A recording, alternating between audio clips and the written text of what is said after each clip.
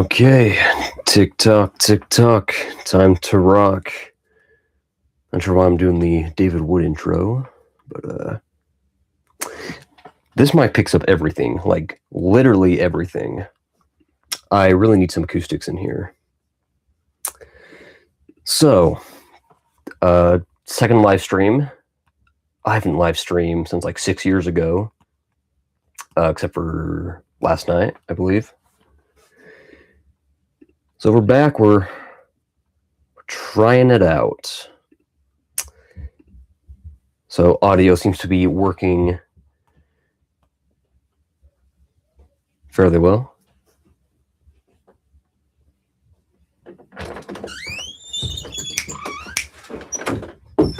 Look who just showed up. Are you recording? Maybe. What does this look like?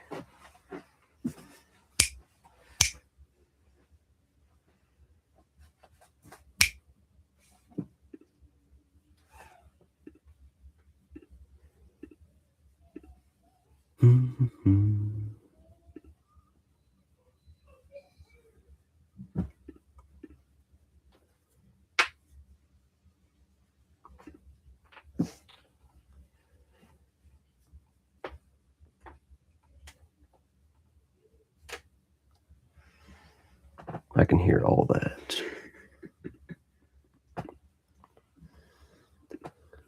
Okay, let's see if this works.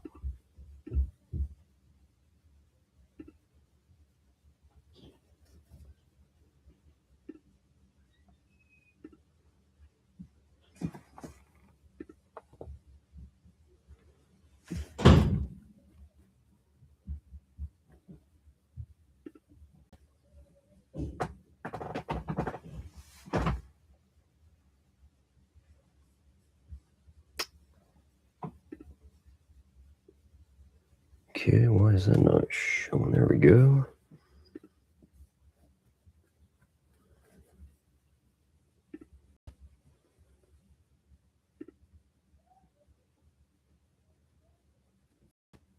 Oh, that's cool.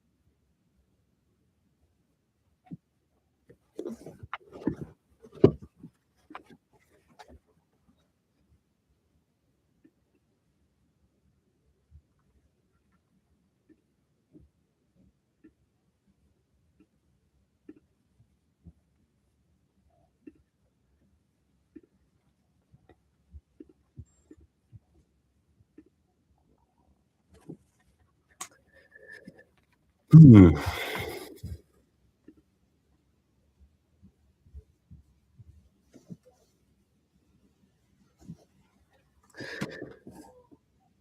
This computer is going to overheat.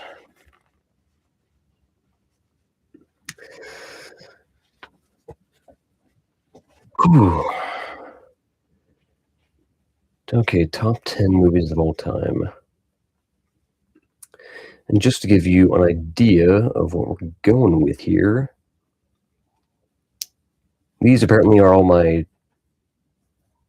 rated movies that actually have 10 stars. So,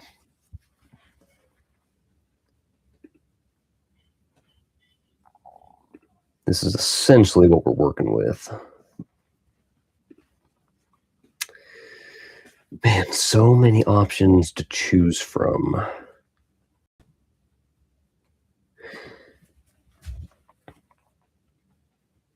Man, I was going to say, it's probably almost easier to start with number one. Just to give you an idea, these four are all making it into the list.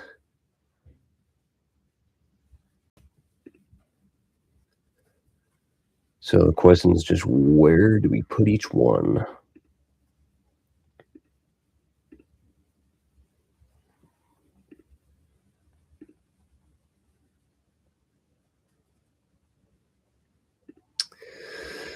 Okay, assuming I don't already have a list for it, doesn't look like I do. Let's start a new list here. 10 films all time. Do we ranked list?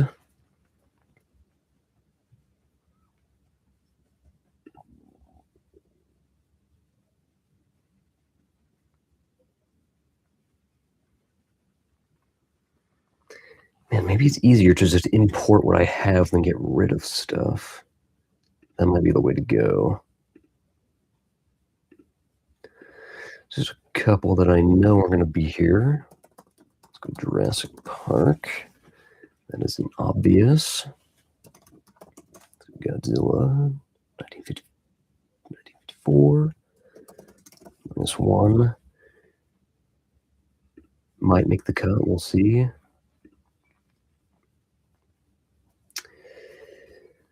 Man, top 10. Let's go with the easy ones. Aliens, of course. James Cameron. Let's go T2. I'm gonna say Inception. Actually, another Nolan film. Dark Knight.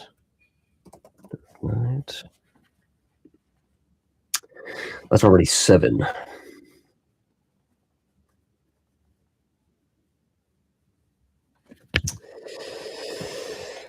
Okay, 3 more, assuming we don't cut anything. Okay, I'm going Sinister. Also known as the greatest horror film ever made. I'll say. I've seen a lot of horror films. I don't really think anything comes very close. Maybe Halloween or Halloween 2. I'm more of a Halloween 2 guy than the first one. Maybe Texas Chainsaw. Man, that's so good. That should probably go on this list too. Texas Chainsaw. Maybe even Halloween. Well, let's put them both on and see which one we want to keep.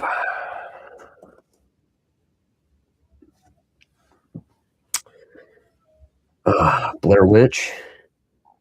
That's got to be a top 10. Blair Witch Project. Easily the most horrifying and the best found footage film I have ever seen. Stay up till like 1 in the morning watching that alone. It gets freaky fast. And that's what we like. Okay, what else do we got here? Jaws. Man, Jaws got to be on there. has got to be on there. Not just for the film, but also just for the impact. It literally defined the summer blockbuster.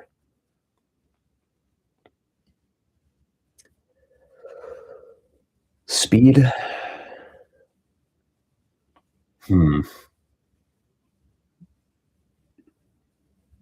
don't know.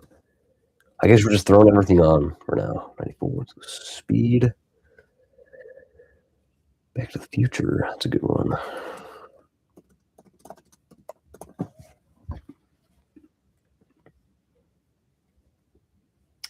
Rocky and Rocky 2 should be on this list. I don't know. Maybe I won't be able to fit 10. Maybe I'll have to go more than 10.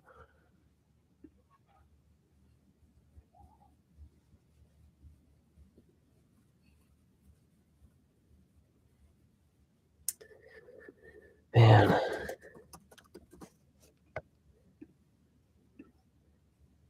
Man, I feel like Interstellar should, but we've already got 2 other Nolan films on this list.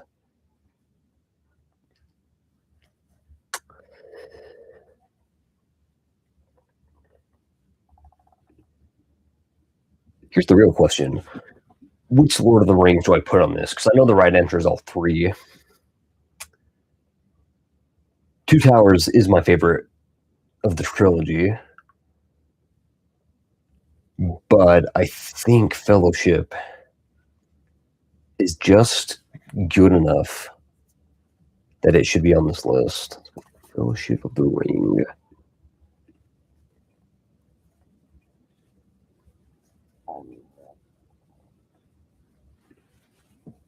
You know what else I just watched very recently? Seven Samurai. Fantastic film. So many options to choose from.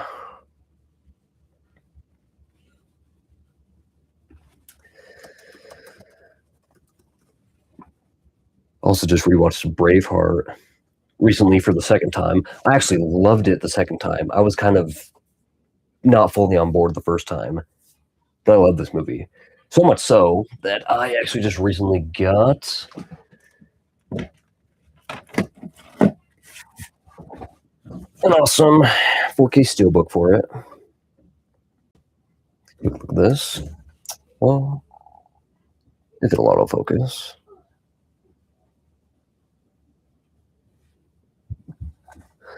Maybe it won't. But yeah. Braveheart 4K Ultra HD steelbook. The steelbook is nice. I already did a whole short on that. Man, I gotta show you guys my shelf. I haven't done a physical media review yet, have I? I was going to. You know what? After I unbox this trilogy, do a short on that, David Gordon Green trilogy, you've got at least 2 decent films in here. So nice steelbooks though, and nice collection.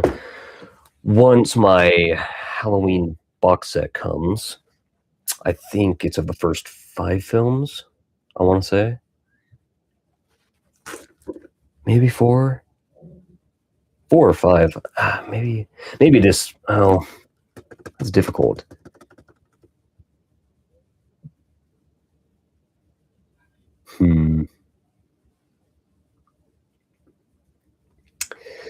Maybe it doesn't include 4. I don't know. Because it's not the whole Thorn trilogy. It's at least the first 3. And maybe it is just Halloween 4 after that. Anyway, that was a really cool box set from... I don't even remember from where. Some foreign country. I should show you, actually, if I can find it. Steelbook box set. It was actually a pumpkin box set that you slide the steelbooks in the back. But for whatever reason, that didn't work. So, because of the delay, they're now just doing a different version. Now, keep in mind, I already pre-ordered this. It was like $300 at least. So, they are just doing a simple little steelbook set like this instead, which is fine. I really wanted that pumpkin for it. That's the whole reason I bought it. But that's fine. At least we are getting some sort of steelbook collection.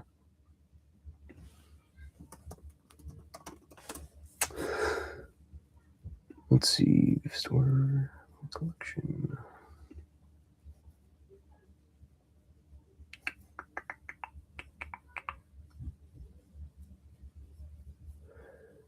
Okay, where did you go? Let's go.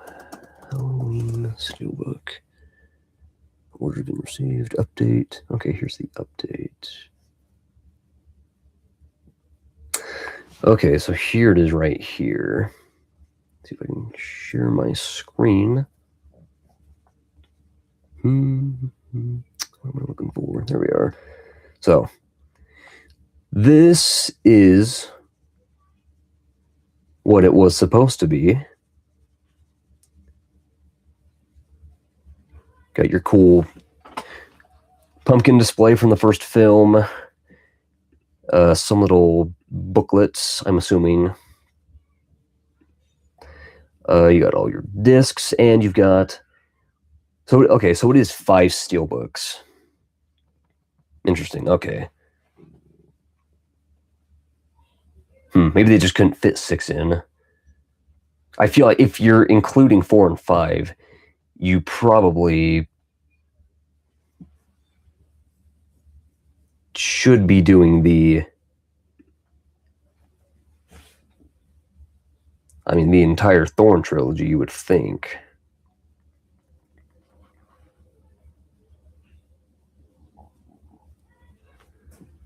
But either way, so...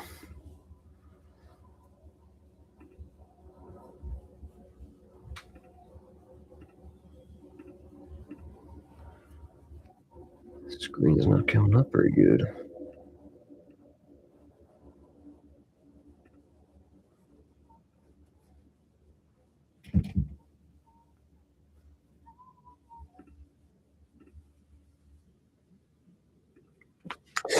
But anyway, yeah, this is what it was supposed to be. Which we're really looking forward to it. Then, of course, I get an email that that's not going to work. So what they are now providing instead, they give you the option to refund, get your money back, or give like a slight refund. It's not as much. And instead give you this.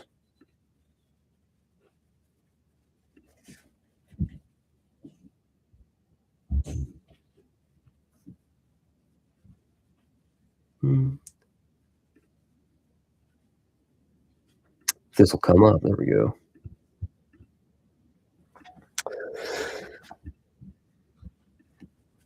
Man, where is this from? Imprint Films. I am not sure where that is. I know it's foreign. Oh, right. I'd pre-order plus tariffs. That's what it was. That was quite a bit of money, but anyway, so this is what we are getting. All the same contents. I don't know why I can't zoom in on this. You can see all the same contents. Okay, so it is just a box set that holds 5 films. I think it's the same size as I think the most recent Nightmare on Elm Street one. I think that was only like a 5 steelbook collection or something like that. Definitely wasn't all the films. About similar size, this one right here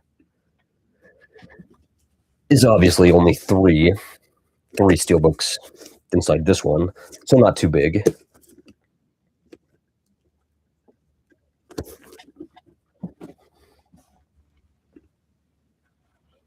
I know this has nothing to do with what I'm live about, but we're going to talk about it anyway, 'cause it's awesome.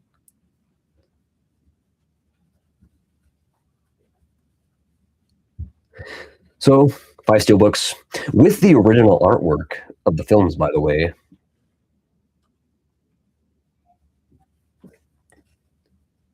With the pumpkin and the knife, the skull and the pumpkin. The Halloween 3 poster is so interesting because it looks very Halloween-like. It's got the whole fall aesthetic, but for whatever reason, the main poster you can see here, but you've got the kids. In fact, I'll bring it up.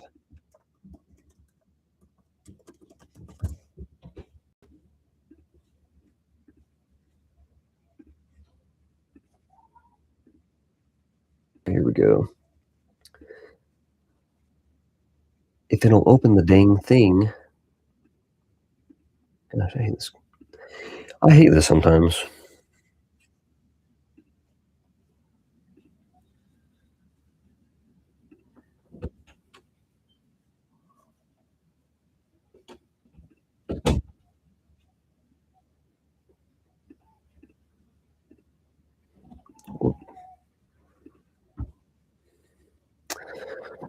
Okay, this one's a little better. Let's see.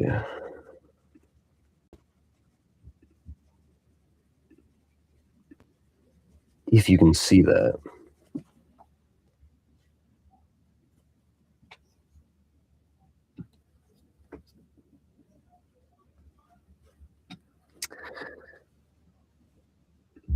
Okay, so here's the actual poster. It looks fine, but the main image right here of the kids, it's compressed. They literally compressed it. What do you want? I know. This is Halloween 3, by the way. So.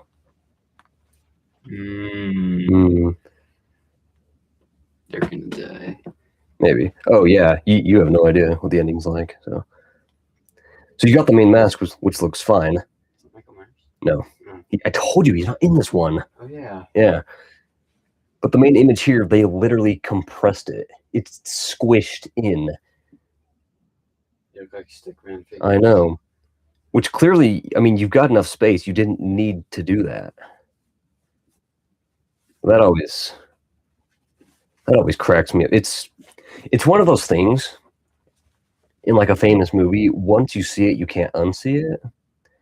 Like in Transformers 2, when you've got that IMAX slow-mo shot, then you've got Optimus ripping the head off, then you've got that little VFX spark going at like 40 frames per second, while the rest of it's going like 10, 20. The frame rate doesn't match at all. It looks terrible. And so once you see it, it's going to completely ruin the viewing experience of that.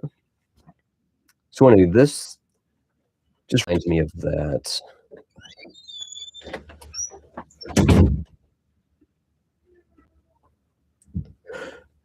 But anyway, aside from that, I actually really like the design. It looks really sick on this. Then you got the Halloween 4 steelbook.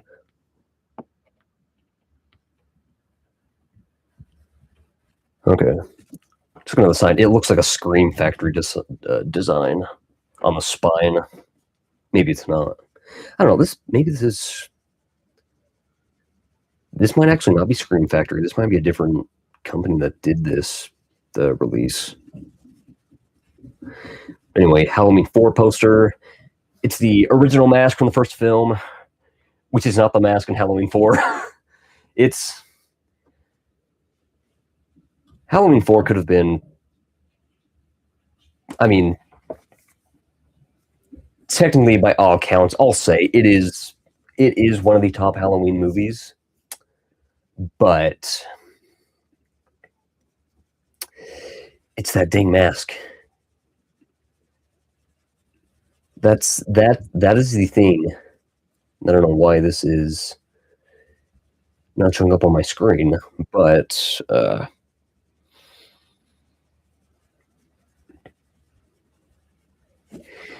the consistency of how inconsistent the masks are in the Halloween movies it's astonishing. Like if you're not into Halloween, especially when the reboot came, you have no idea how big of a deal it was that the 2018 mask looked so good and continued to look good in Kills and even in Halloween Ends, which we don't really talk about in that movie. But the mask still looks good in that movie. That is like the first time they got the mask. It looked good. They got it right to match the 78 mask. And they got it consistently right throughout the trilogy. So, anyway, like with H2O, if Halloween 4, well, if every Halloween movie following Halloween 2 got the mask right, Halloween 4 and H2O would be within the top 5 Halloween movies for me. The mask is that important. Halloween 4's doesn't look bad. I think it just looks different. It's not quite there. It's a surprised expression. It's not I forget if it was a Mike Myers mask or if it was the mask they used on the first 2 films. I want to say it was a different mask. Because I think what happened is, after the first film, John Carpenter then went on to make the second film years later, like in 81. So they had to go back and find the mask. And it had been like under one of the producers' bed. Maybe it was, I think it was Deborah Hill's bed. I think she was the one with the mask, like just in storage. They had to go and find it. It was like eroded and stuff. It didn't even look the same. I still love the mask in Halloween 2, but it looks different. So I almost want to say the mask in Halloween 4 was a completely new mask they developed. I think that I'm going to say that because there's a moment in the film where he also has the wrong mask. It's an unpainted mask. It's like literally like pink with like blonde hair. Even more yellowish. Mine is actually blonde. Like literally yellow hair. And you see it for like a frame. Not a frame. You see it in only one shot when Loomis and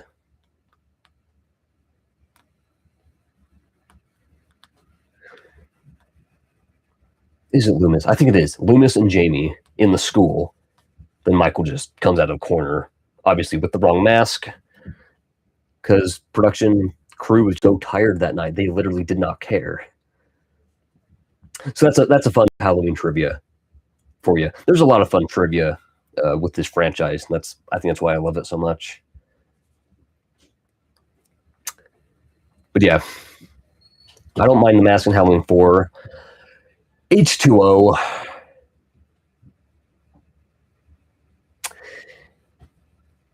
There's really no winning with H2O. You've got at least 4 different masks in that film alone.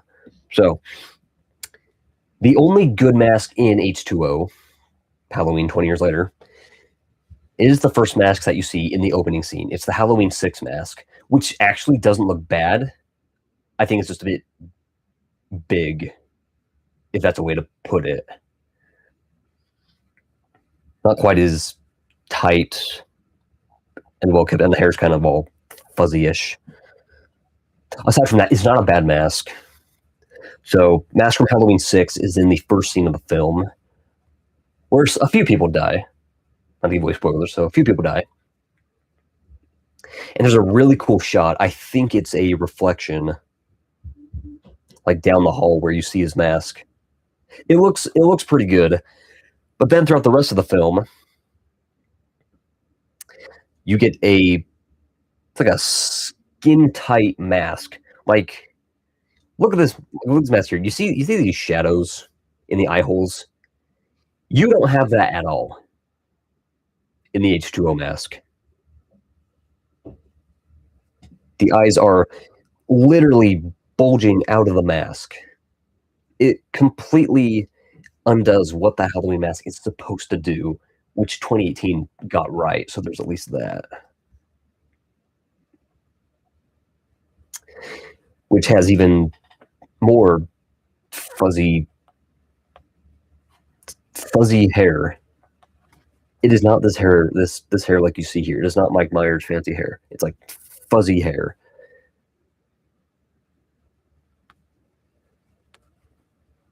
I don't know why they did that. And then, so that's 2 masks. And then there's a shot where they literally did a CG mask over the actor. It's for 1 shot, maybe 2 shots. I guess towards the middle portion of the film.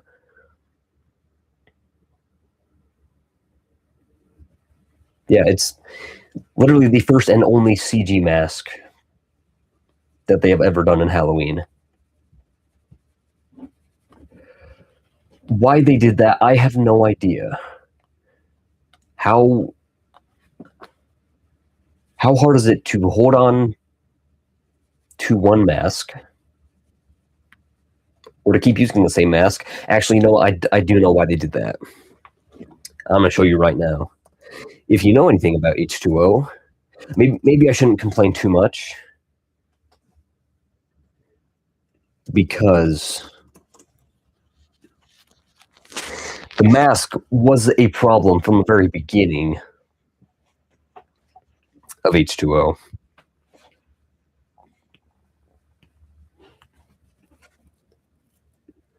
See if I can find it.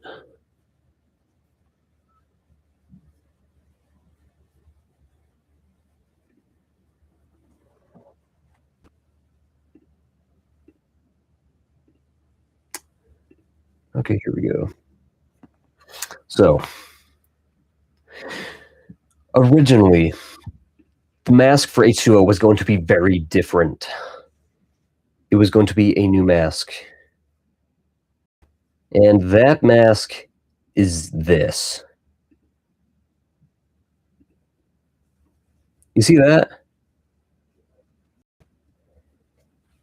That monstrosity of a cheap plastic-looking mask. Like, it literally looks like if you were to do a sci-fi Halloween, like a futuristic Halloween, this would be the mask for it.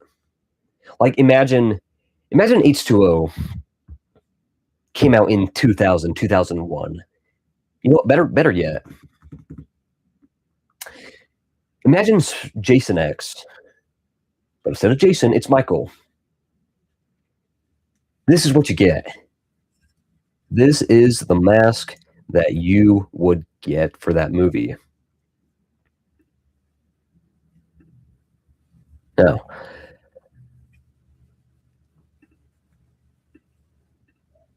how somebody came up with this mask and it got approved, and they shot major portions of the film with this mask. That is mind-boggling. I mean, that is like Halloween 5 bad of masks.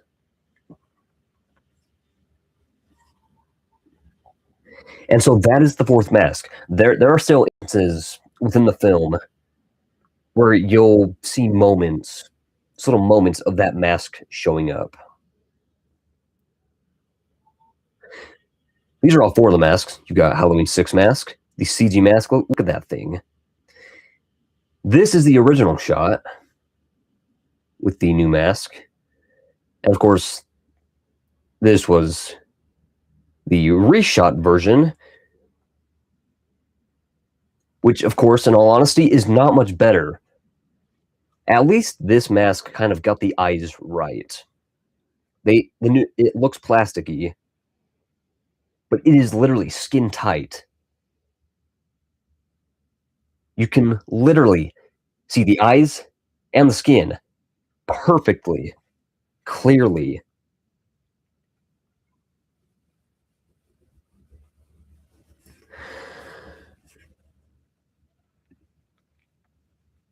Man, talk about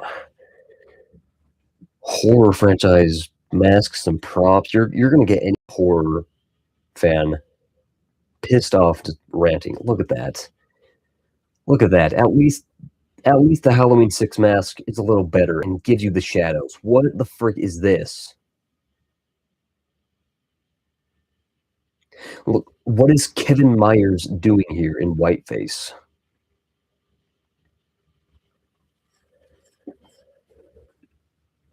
And you know what sucks? I actually really like H2O. I do. I think it's one of the best films of this franchise. And it clearly had a lot of hype. You know, this movie is essentially the celebration movie for Halloween. It's literally the 20-year anniversary for the first Halloween film. That is awesome to get a film like this. But then to get a really good film, but then to screw up on one of the most important parts of that film and your own slasher character. How do you do that? How do you do that?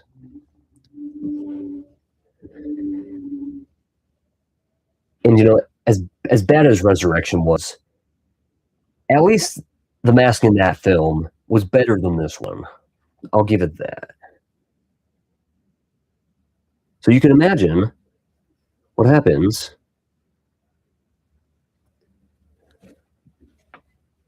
around 20 years. 20 years? Wow, yeah. I forget. Halloween 2018 is also another anniversary. It's the 40-year anniversary. So another 20 years.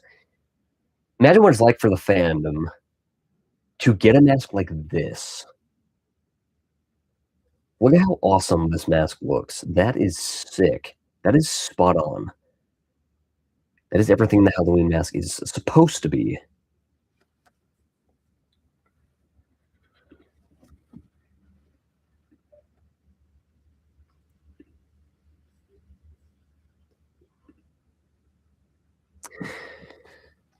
I don't know why I'm going on this rant. This isn't even what this live stream's about.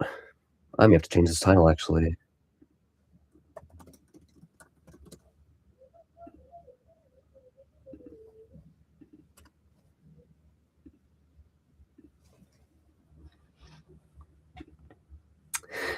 But anyway, just to give you an insight onto that. So, Halloween 4 Steelbook. I like Halloween 4. Halloween 5. I love the Steelbook design with Jamie and the knife.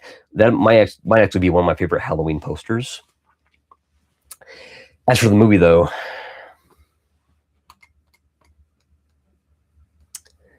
man, I want to go see where I ranked this movie. Because the thing is, Halloween 5 is nowhere near the worst Halloween film. But it's so low on my list because it is the most boring Halloween film ever made. Like, actually. It just is a boring film to get through.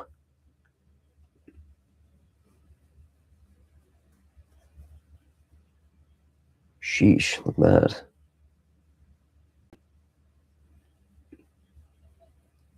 Let me show you how low this is on my Halloween ranking. It's April, and I'm talking about Halloween. I don't know why, just because. So here's my ranking, right? For the entire franchise, all 13 movies. Yes, Halloween 2 is before Halloween. You can fight me on that. Halloween 2 is a way more tense movie than the first Halloween. I love the first Halloween. It's nostalgic. It's awesome. Halloween 2 is terrifying, especially on your first watch. That's why I love it. But anyway, got a solid row. If H2O had a better mask, Honestly, this might be number 4 on my list.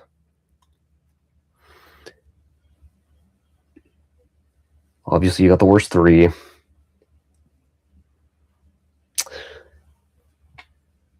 So, the last film on my second row is Halloween 5. Now, is Halloween 5 a better and more consistent? Well, let's say, is Halloween 5 a less weird film than Halloween 6 and Rob Zombie's Halloween? Yes, absolutely. As far as filmmaking itself, and especially pacing, is it as interesting? Is it as entertaining? No. No, it's not. Halloween 5. Okay. Aside from Rob Zombie's Halloween 2, Halloween 5 is the second most boring Halloween film ever made. Rob Zombie's Halloween 2 is an entirely different discussion I don't even want to go into. I don't even know how I got through those films. But Halloween 5, as much as I want to love it, because I do like the Thorn trilogy. I think the Thorn trilogy, the Thorn trilogy is underrated. I think Jamie Lloyd is an underrated character. And it's an underrated storyline. And I think it introduces one of the coolest anthological concepts into Halloween, which is the Mark of Thorn. Of course, Halloween 6 really goes like way... It jumps the shark quite a bit with that one. However, it does provide some really nice anthology that is very much needed once you get into, like, you know, your second trilogy, your second round of films. You got to add a bit more depth and mystery to it. But Halloween 5 is just, it's a boring, pointless film. It really is just a pointless film. And I'll never understand why they did what they did with Jamie. It sucks she was only in 2 of these movies.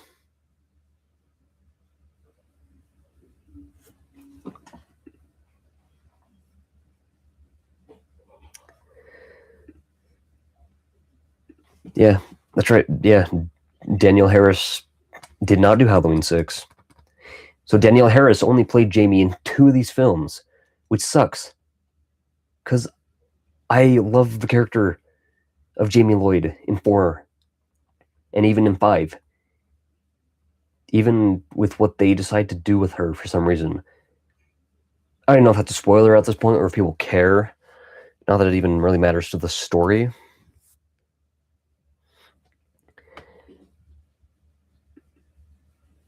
But Halloween 5 is such a boring movie. I don't know how many times I can say it's a boring movie to get through. I don't understand how anyone can like this movie. And I'm trying to be generous to it. I think there are cool moments, especially when you look into the production of the film. Like a car literally hitting a tree, getting set on fire. And then the director forgetting to say cut because he's so engrossed and in awe of what he's seeing in the shot. And it's a nice shot too.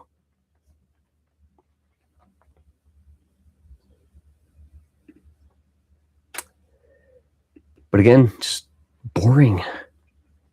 It's such a drudge to get through.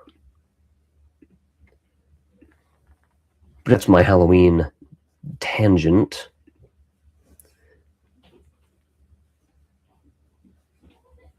So it comes with all 5 of these steelbooks. And you've got your discs.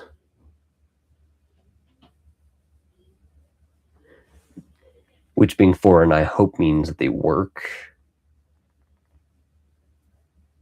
with the players we have in the United States. But yeah, I don't mind this at all. Of course, I hope there's a cool design of Michael somewhere on it.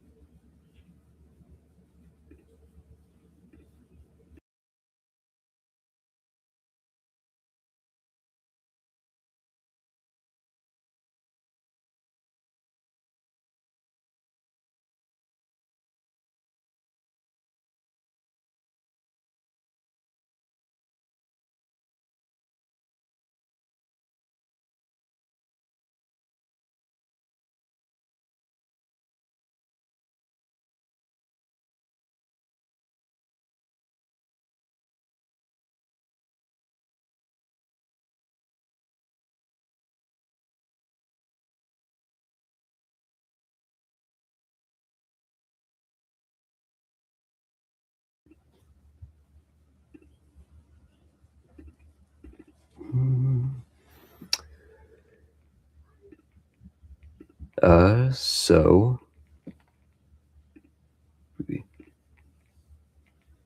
see.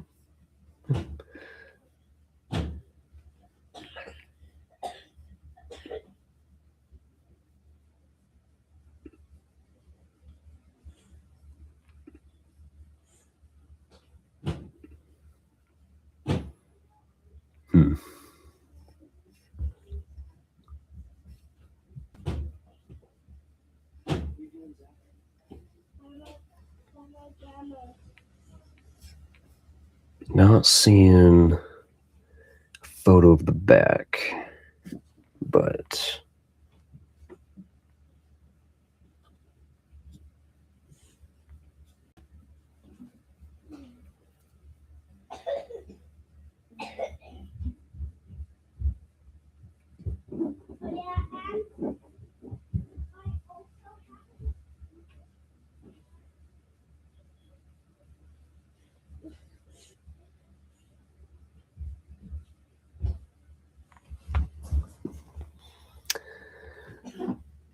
yeah, that's it.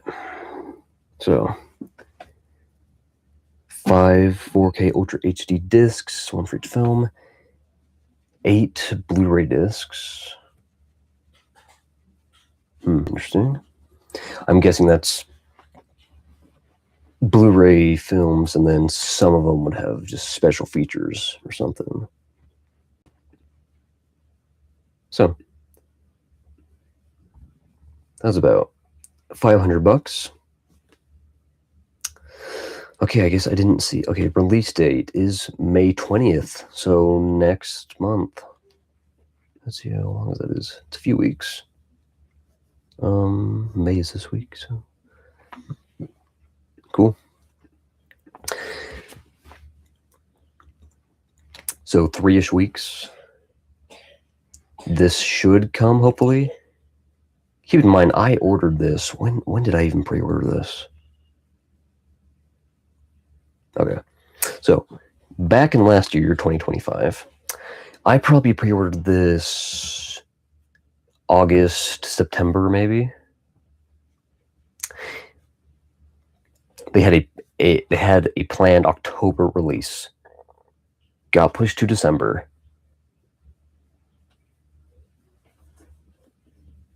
And now it will hopefully be coming May. So I've literally been waiting like months for this thing to come. What are you doing?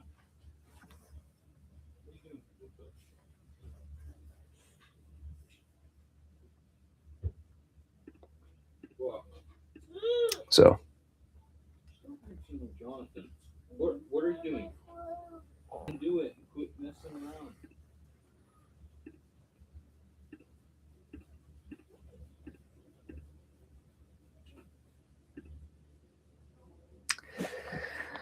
anyway, I don't even know how we got onto that tangent.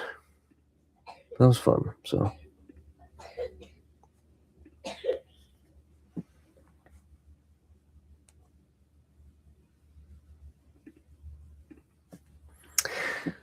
So, May. So I will be able to open this up. I'll see if I've got any other steelbooks or physical media coming after that. Or if I get any before that. That's the main one I'm waiting on. Those steelbooks. Then I can go hopefully do a full physical media review. You should see my shelf I've got right above me up here. Just got all of my films as of now. Like that one, check that out. Seven Samurai on 4K. This autofocus sucks, by the way. Okay, that's a little better.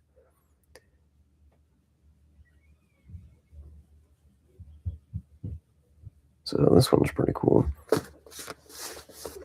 So just got a whole shelf with films, DVDs, Blu-rays, 4K, Criterion Collection films, and my steelbooks and steelbook collections.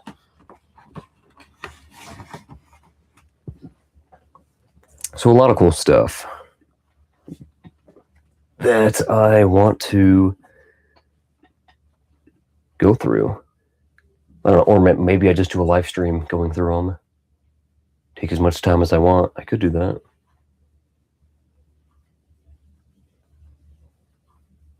He's got a lot of stuff to show off.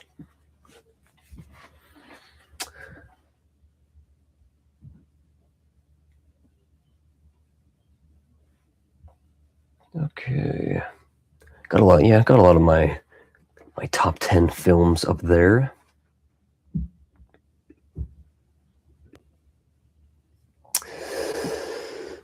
But as of now, we have a lot of stuff to choose from. Yeah, maybe Zodiac. David Fincher Zodiac. Fantastic movie. This movie is great. You should really check it out.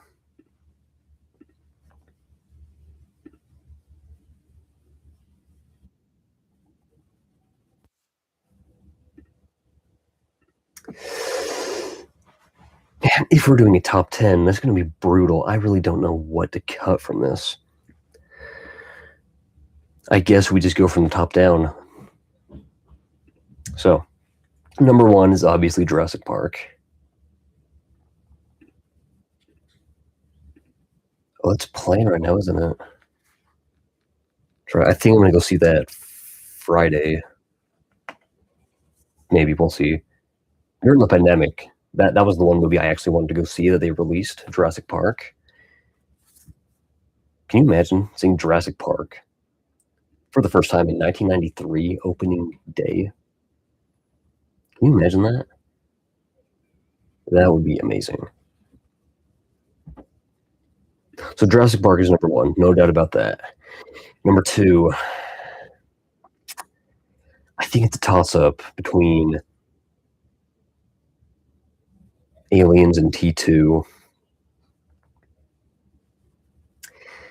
That's difficult. These are literally like 2 of the greatest movies ever made. Which I just remembered, they both also happen to be James Cameron films. Which one goes first, though?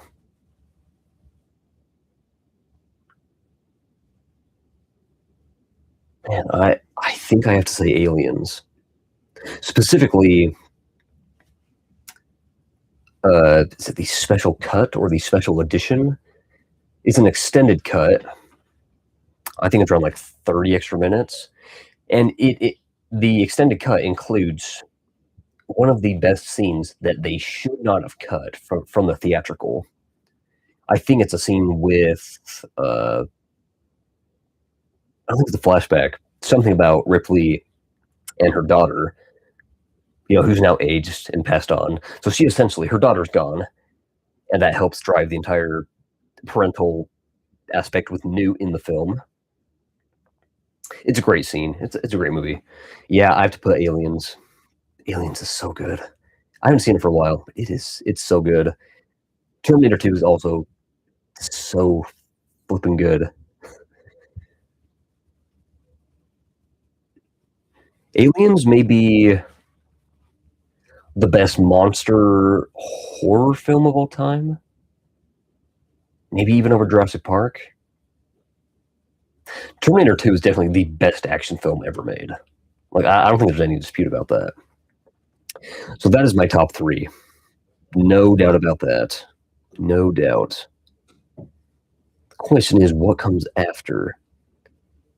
Well, the better question is, what does not belong on this list?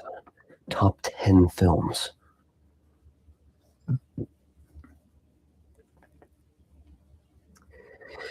I'm conflicted with Jaws.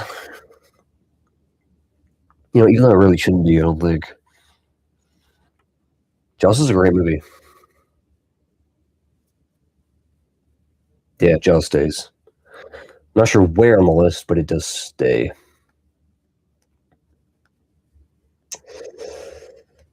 I think The Dark Knight stays. Maybe not that high, but man, I love Inception, but is it a top five?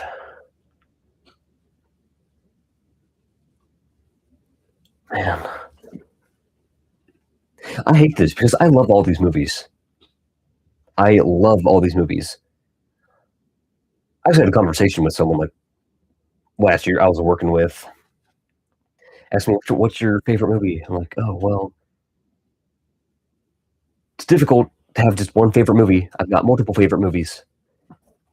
And these are them.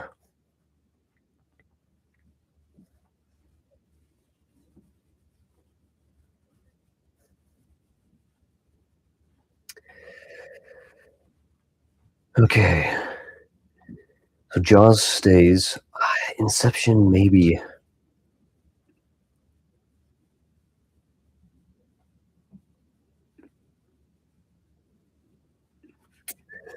Man. You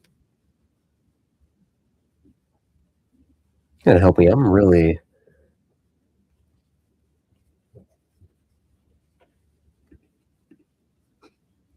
I don't know what to do here.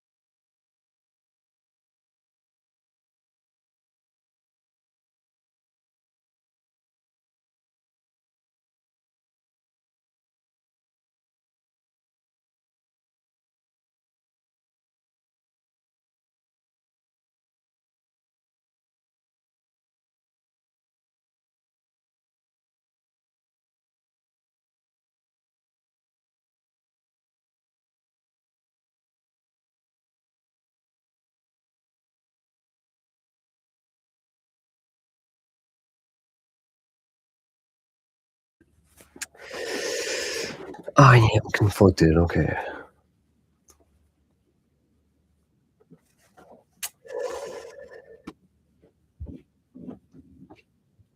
Man, this is a lot harder than I thought it'd be. Okay. Zodiac is a fantastic movie. One of the best movies, and maybe one of David Fincher's only films I've seen. Such a great movie as a mystery thriller, but I don't think it makes the cut. No, I have to say the same with Braveheart. If Gladiator's not on this list, I don't think Braveheart is going to be on this list either. Rocky 2. Back to the Future is like Jaws, kind of. It's a film that means a lot to you because you grow up with it.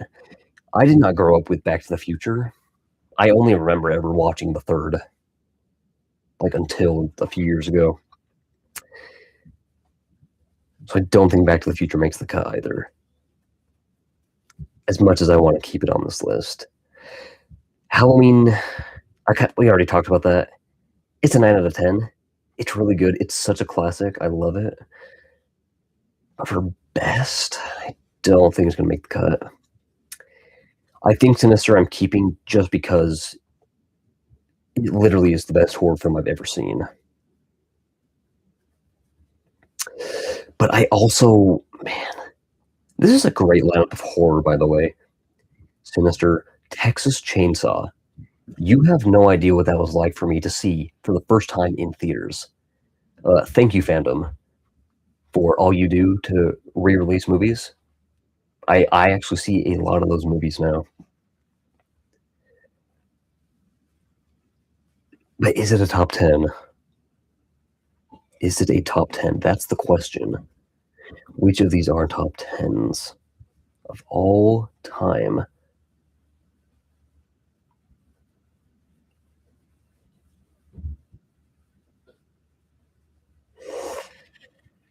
Man, do either Godzilla films make the cut?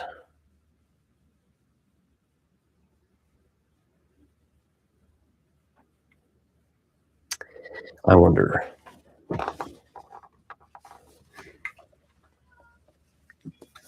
This film is such a classic.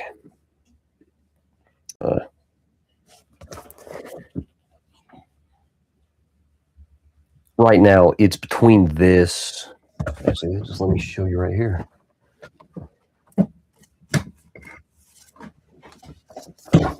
Whoa. So these are the two contending for best in the entire franchise. The original, right? 1954 original by Ishiro Honda, or -1. Literally the best Godzilla film we have gotten in years. And I'm inclined to say maybe the best Godzilla film even over this. Now, question is, do either of these make it to the top 10 cut? I was originally going to say maybe no. But then again, this is literally the lifespan of Godzilla in cinema. A monster movie from the 50s that goes on to become one of the highest grossing films of the past few years on a budget that would put Hollywood to shame. And with a sequel coming out later this year, I think Godzilla is that prominent. A Godzilla film deserves to be on this list somewhere. Question is, which one and where? I may have to come back to that. 10 films, if we're cutting Halloween 1, probably makes sense to cut Halloween 2 as well. I love it, but it doesn't have the same thrill as Texas Chainsaw. Blair Witch will just freak you out. It will freak you out.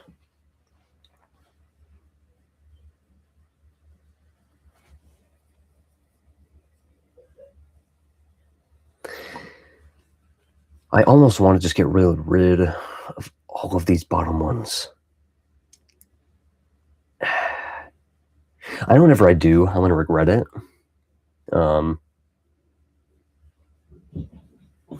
And I also feel like this film should consist of a lot of older films. That's why I'm really debating with films like Interstellar and -1 and Inception to keep on this list. Because at the top 10 films in cinema, are they really going to be that recent of films?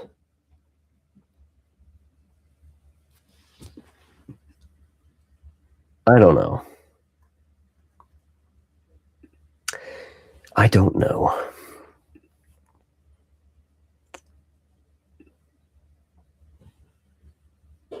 And I'm not even showing it. Great. So, while I have to go,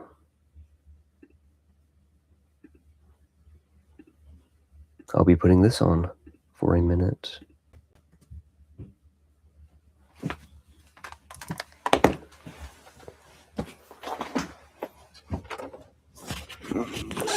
Yeah.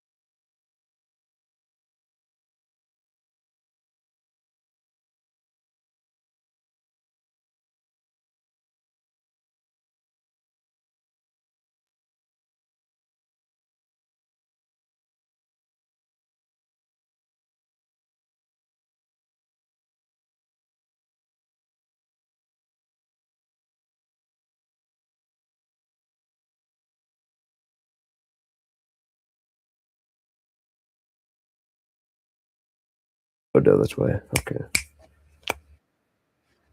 Mm-hmm.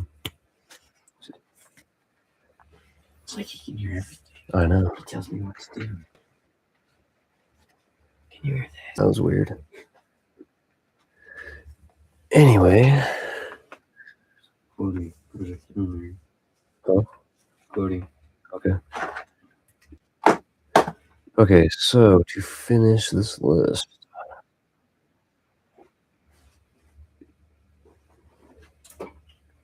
Why does it go black every time I switch tabs? Because it feels like it.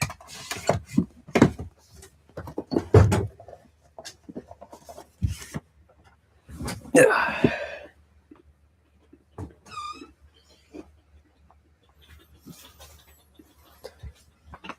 Okay, what to keep?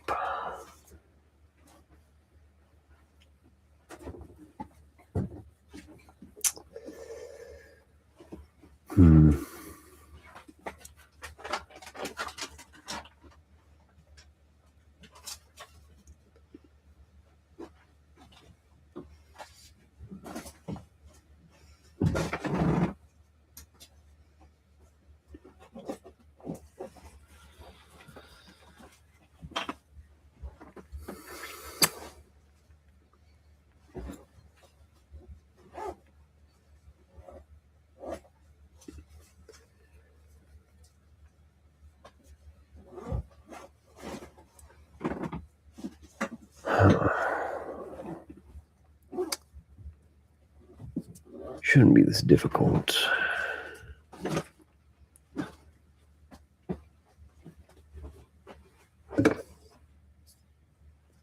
What are you doing? Take a guess. Are you rating these? Or No.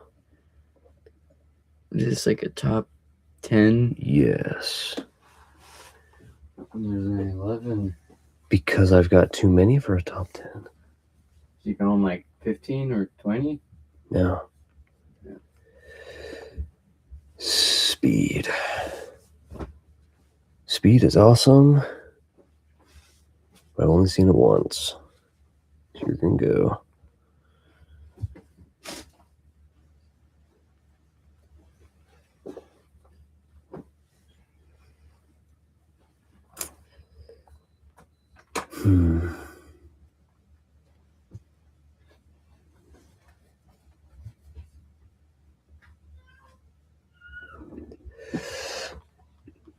Okay, this one started it all.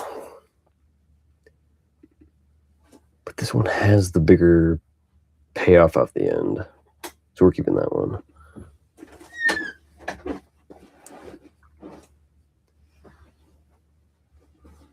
You know, I could just cut it there. I could just cut it there.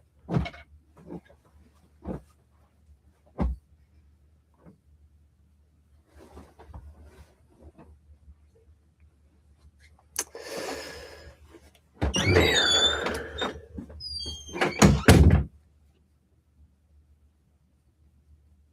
Top 10 lists are not fair.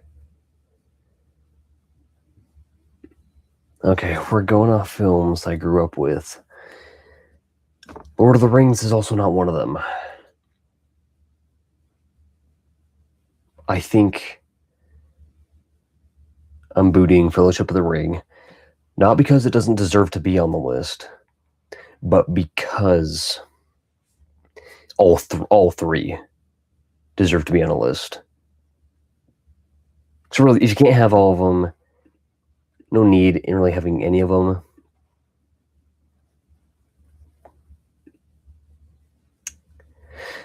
Now, what we didn't talk about is Rocky and Rocky 2.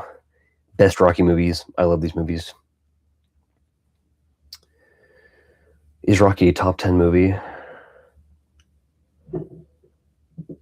I think so. But top 10 over what?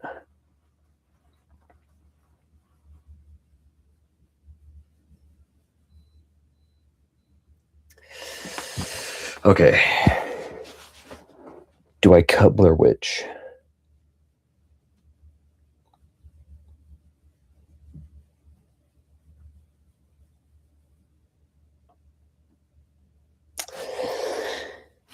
Blair Witch is such a intense experience. Texas Chainsaw, however, it's a very visceral experience with a lot of story too. So with that, I think I say Blair Witch has to go. Which leaves us with 3. Now, as you may have noticed, I have not even touched Interstellar.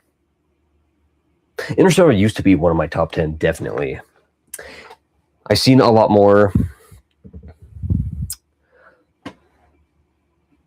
Not that I dislike it or anything. I just don't think it's as high up as it used to be. So I don't think I feel bad if I take that off the list. These should be films that I love watching. Man.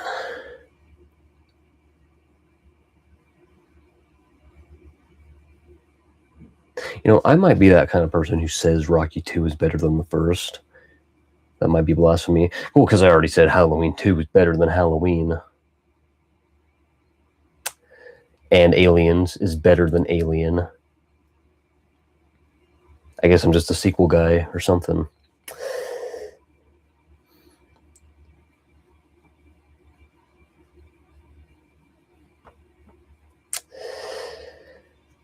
I think Seven Samurai deserves to be on the list, though.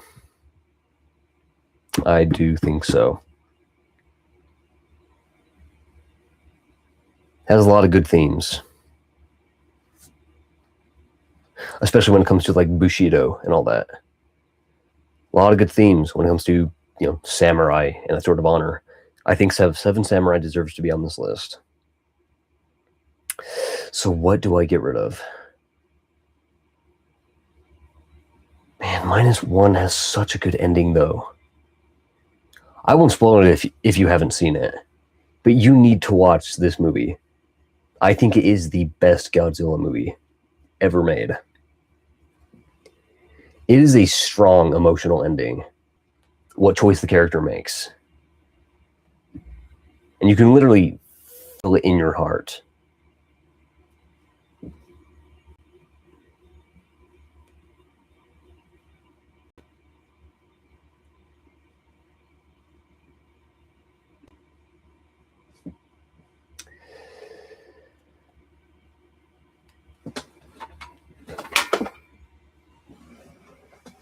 That's not good.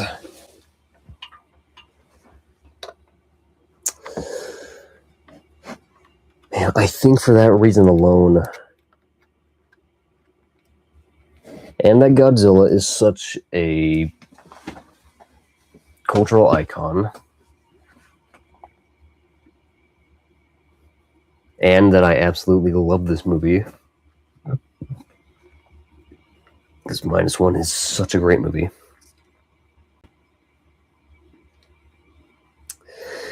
I do think -1 stays.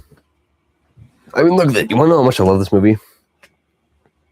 I tried showing this last time. The live stopped. Look at that. That is sick. That's how much I love this movie. Got his own cool little poster, framed poster, just sitting off here to the side. Next to my bookshelf.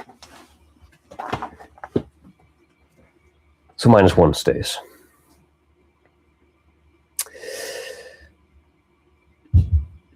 Now, do I feel as strong about Rocky and Rocky 2 or Rocky 2? Honestly, with Rocky, I think it's more about just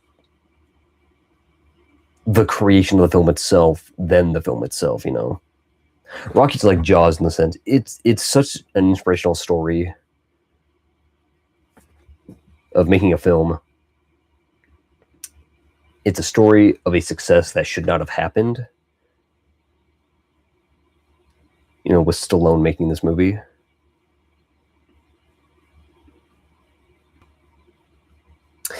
But the film itself,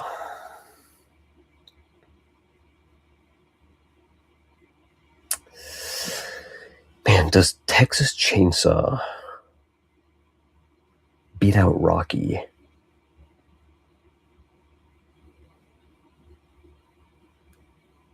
Man. You know, I think Rocky is definitively the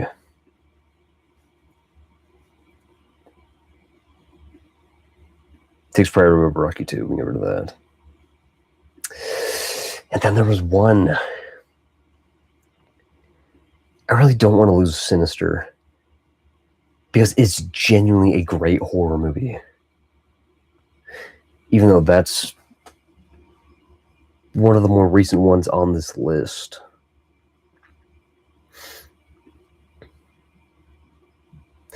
But again, Texas Chainsaw is such a visceral experience.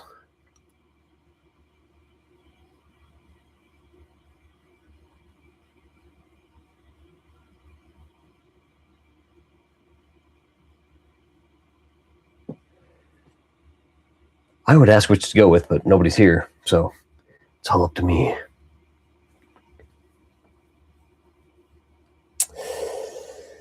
Man.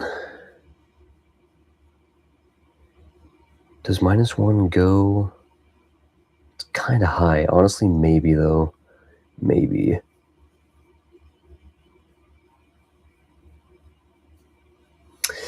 Does Texas Chainsaw stay?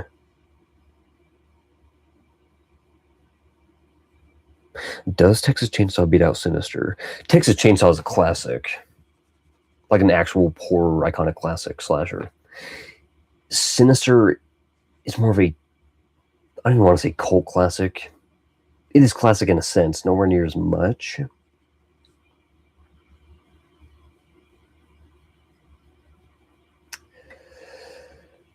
No, Sinister stays.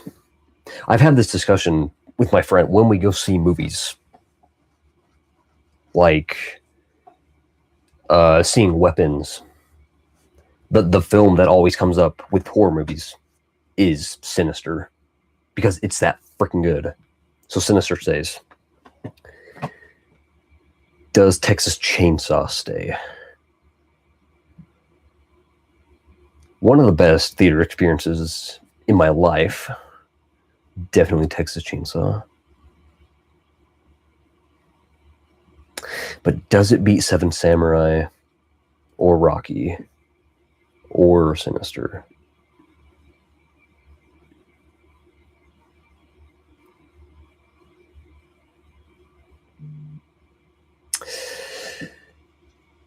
I hate top 10s.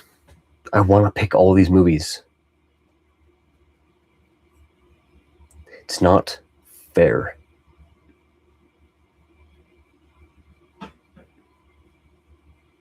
Huh.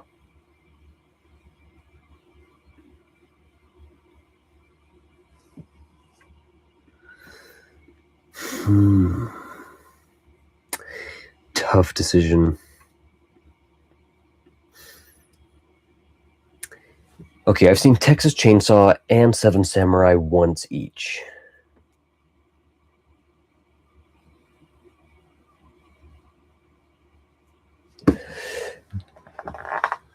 I really didn't. I actually can't believe I'm putting more thought into Texas Chainsaw than into Halloween. Considering that Halloween is, it's the first horror franchise I got into. It's still my favorite, even after going through Friday the 13th, Nightmare on Elm Street. Halloween is still it for me. So the fact that I'm having to do this much thought on Texas Chainsaw should tell you something. Does Texas Chainsaw beat out this?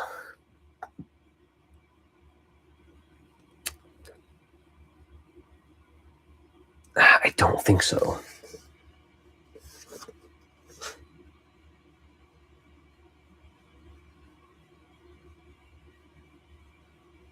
That's so unfair, though. How can there not? How can there not be a classic, like one of the classic slashers, on a top 10?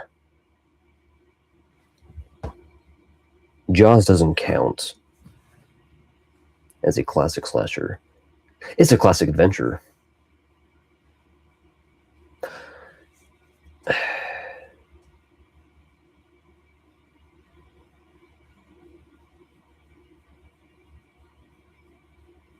Thing is, though, you know, past my top 5, this list is going to change every time I put it together. I can guarantee you that's a fact. These will continue to be my top 5. After that, I think it's going to change every time I make a list like this. I should do another one where I make this exact same list. I know unless I come across something really great, I'm going to have the same top 5. The second half is going to change 100%. So maybe I don't feel too badly about what I choose here.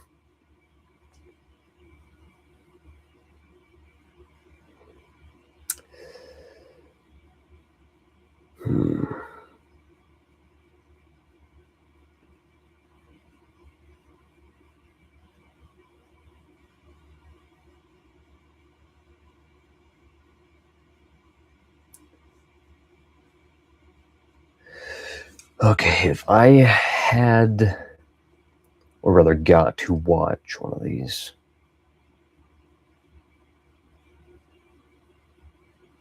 Man, you kind of have to be in the mood for them, though, both of them. Seven Samurai, it's a slower film. It's definitely a longer film. It's over a 3-hour film. But it's a really good it has good pacing, though. I was actually going to go to sleep watching this, but then I actually stayed up watching it. Like, that's how captivating this movie is. Texas Chainsaw.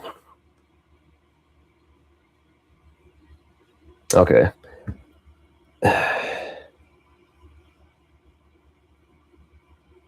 I think it's just because it's a horror thing. I have to be in the mood to watch certain horror movies. Especially when it comes to, like, cosmic horror.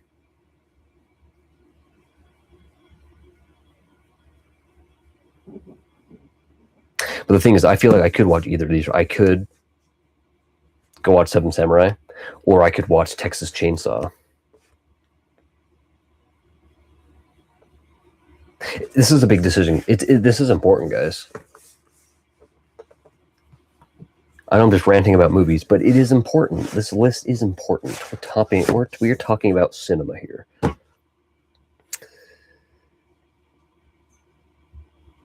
Okay, you know what, though?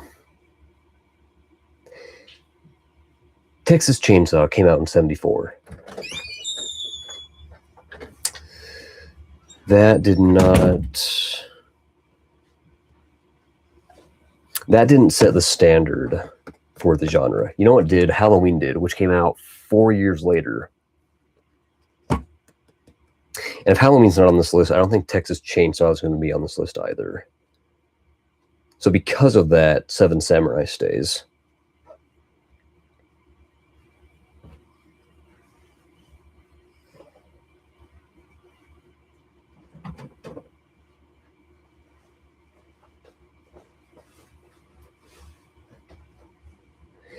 Shouldn't be at the bottom, though.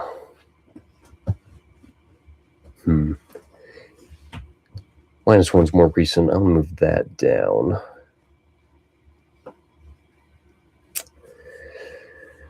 Inception, I think, is higher.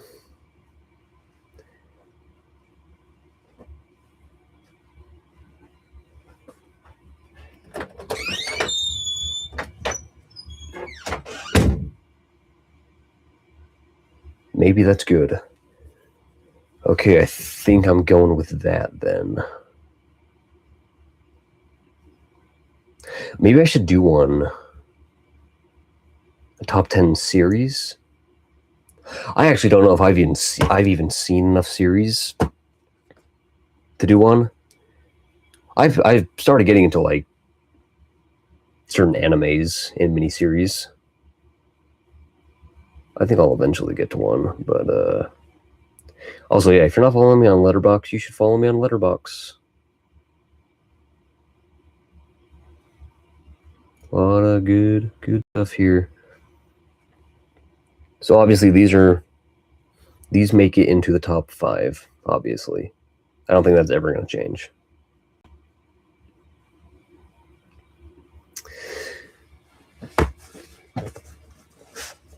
So,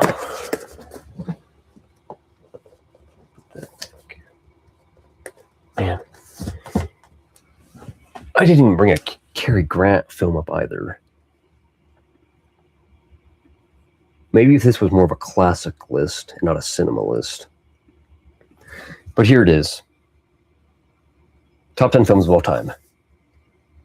Jurassic Park. I would say probably Spielberg's best film. Jaws is probably considered his masterpiece, because that was his first official film with Universal. So we'll go Jurassic Park first, then Aliens. Easy second, Aliens. Special edition, specifically. Then follow that up by T2. Then in fourth, we'll do The Dark Knight. The only one of the trilogy to make it on the list, but it's just that good of a movie. 5, we'll put Jaws. It is the definitive blockbuster, arguably Spielberg's masterpiece, considering I haven't seen Schindler's List or Close Encounters of the Third Kind or E.T., but I would consider that his masterpiece. Followed up by a second Nolan film, Inception. After that, we'll include the one horror film, Sinister. I think that is just definitively the best horror film ever made. So following Sinister, Rocky, just because it's a classic. And of course, Grace loves Rocky, so. Followed that up with Godzilla -1. Conflicted between that and the original, and the fact that this film is so recent. But I think the emotional payoff just hits harder, so followed up with that. And number 10, we'll do Seven Samurai. Wasn't expecting it to be a top 10 film, but it is. It made the list. It's a great film.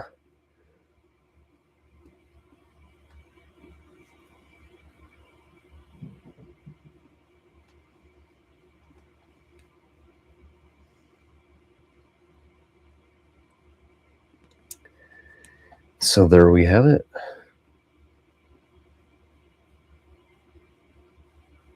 That would have to be my top 10 as of now. I don't think there's anything coming out this year that's even going to make it onto this list, considering I had like 20 films that I was going to add onto this.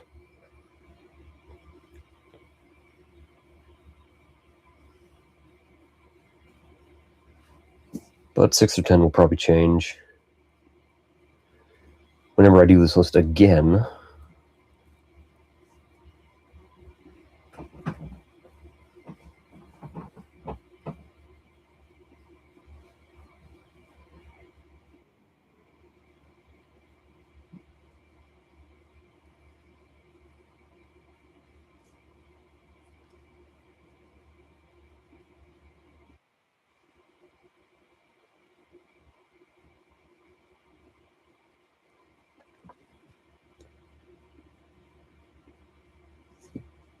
So I think that's it then.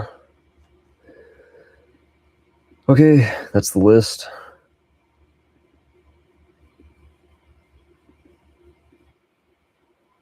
That's the list as of now. And I sure really should do a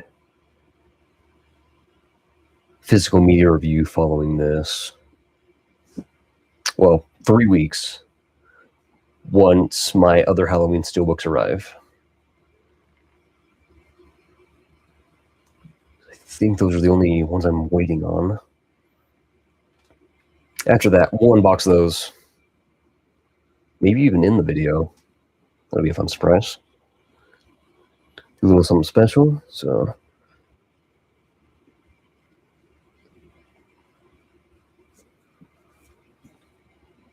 in about 3 weeks' time, we will do a full physical media review of my shelf, which you can't even see from here. See how long it extends? It takes up almost a little more than half of this whole wall right here. And those are just the ones I have right now, not even what I'm going to get later on.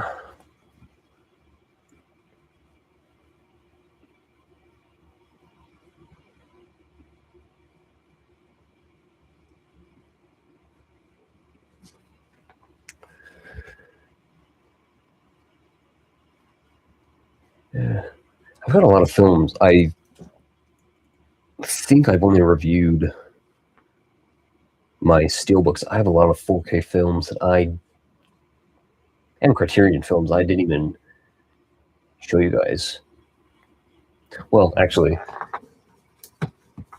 before that, along with waiting on steelbooks, these are the last 2 films I actually need to watch in this collection. Yojimbo and Sanjuro, which it helps that I already watched Seven Samurai first.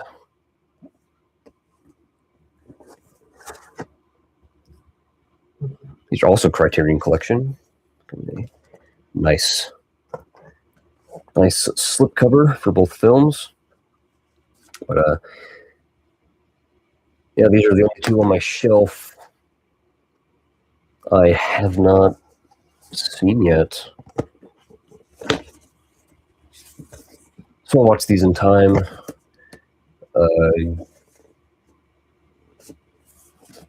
Hopefully the steelbooks will arrive. 1 through 5. It really should have been the whole Thorn trilogy. But I mean, I'm not in a hurry to get Halloween 6 on 4K. It's not really something I'm too concerned about. Definitely not looking forward to getting Resurrection on 4K. Or the Rob Zombie films. I don't even think I need those. But if I end up getting them, we'll see. My least favorite piece, if we're talking physically, would definitely be this Matrix collection, because you've got 4 films, 2 discs each, so 8 discs, in a single fat DVD case. Which you're lucky if your discs don't just slip out. Like, literally both of these just did for Reloaded.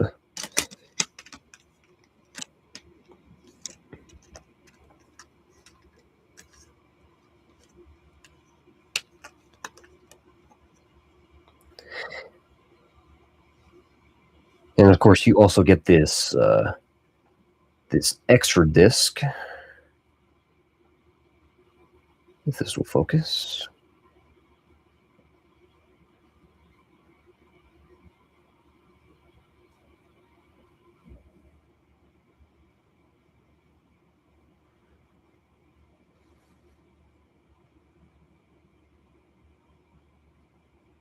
Autofocus really does suck.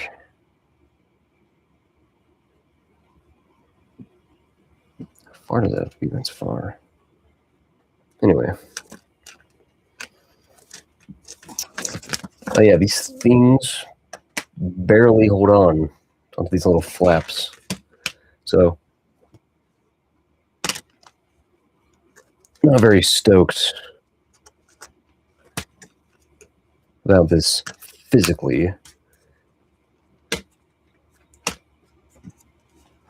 of course, that's why I wanted steelbooks to begin with, of at least the 3 real movies. Then this other fake movie that we don't need. So, but you do at least get nice cover art and a nice slipcover for it. I honestly feel like just doing my physical media review right now, since I'm literally doing it right now.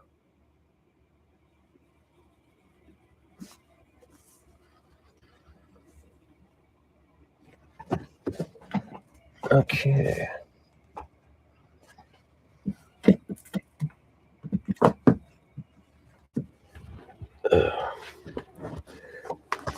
That's right. I didn't preface why you're going to see 2 copies of John Wick 4. That's because this steelbook isn't actually a 4K steelbook. It's a Blu-ray steelbook, which is one of my coolest steelbooks, but it's Blu-ray. So I had to upgrade that to 4K Ultra HD. I love this cover, by the way. See if that'll focus either. There we go, a little bit. A little focused. This would make a sick cover art for a steelbook. Get like John on one side, probably Kane on the other.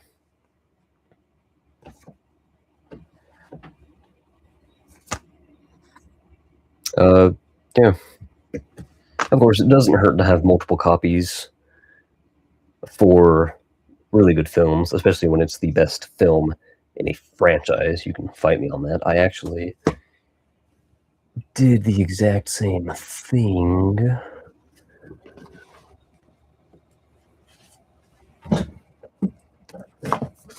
It's nice, I can just pull my hair. Did the exact same thing with Jurassic Park. I've had this Blu-ray for years. Upgraded the trilogy to a 4K steelbook. These are actually the first ones I reviewed last year. So that's really cool. Yeah. If you're not getting multiple copies, if you're not getting multiple unnecessary copies of movies you love, what are you doing? Because you're not doing it right. I feel like there's another one. Yes, there is.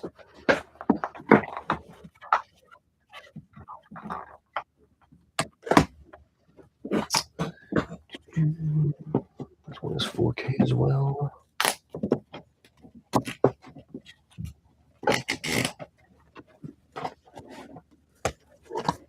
So if you want to go back to Universal Classics, trilogy, picture this is just the first film on 4K. I actually love this cover art. It looks really, really good, especially the colors. So yeah, multiple copies of various films you're going to see on this shelf once I do a physical media review. I do want to upgrade a lot, though. Got a lot of Blu-rays and DVDs. I am hoping to upgrade pretty soon, but for the time being, this is what we got.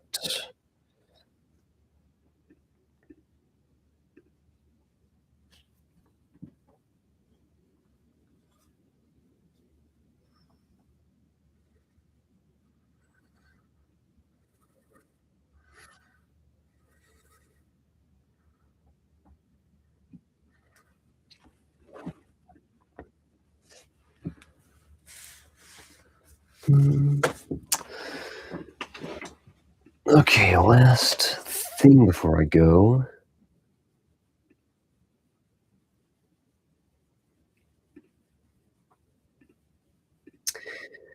So did that top 10. Got a little sneak peek as to what the physical media review is going to be like for upcoming films. Not a whole lot coming out in May. So really what I'm looking forward to this week is the Silence of the Lamb.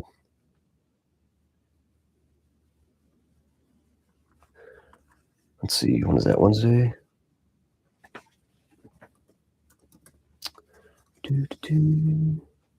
Let's see. Yeah, Silence of the Lambs 4K re-release Wednesday. I actually don't remember if it's IMAX. That'd be great if it's IMAX.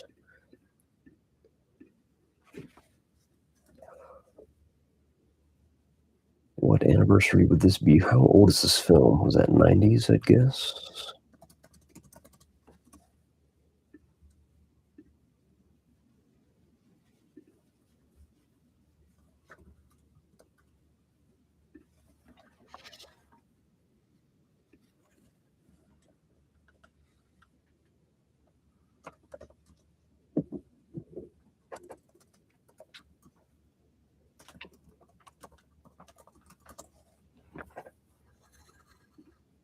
Okay. Here's April 26th, April 29th. Okay, yep. In a newly remastered 4K presentation.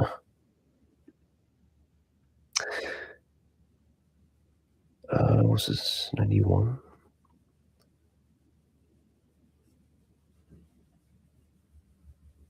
Wow. So it's a 35th anniversary. Also by Fathom. So if you are not going to see re-releases by Fathom in theaters, you need to do that.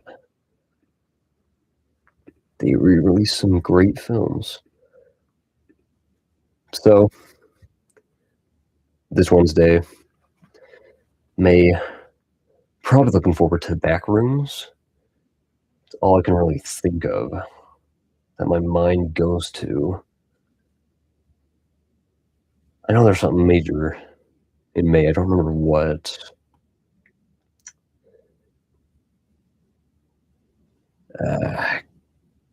Hokum, is that May? Looks interesting. Don't know if I'll see it, but we will see. So, Mortal Kombat 2 is a thing. I might watch it eventually.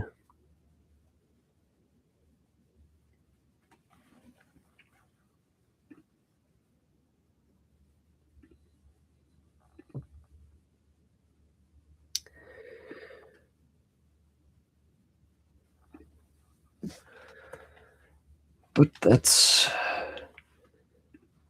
how that schedule is looking. So as far as content goes,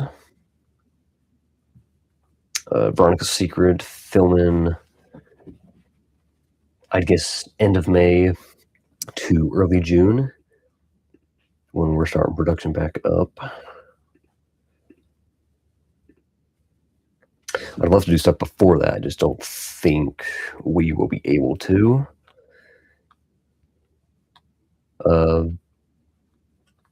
Release goal is November.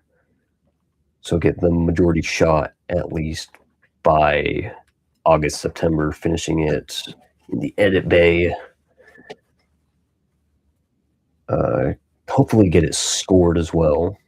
And would love to do a theatrical release, even just for a night or two, just rent out somewhere to screen it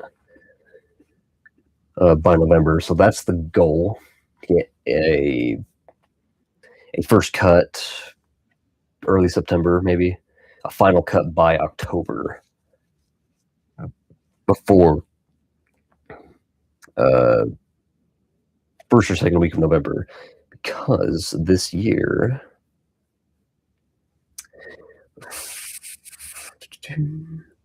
Friday the 13th is this November. So, of course, that's going to be my goal release date for this film. But we'll see where we end up. Timeline for making this film has literally been in the works 4 years now. In fact, let's go and see.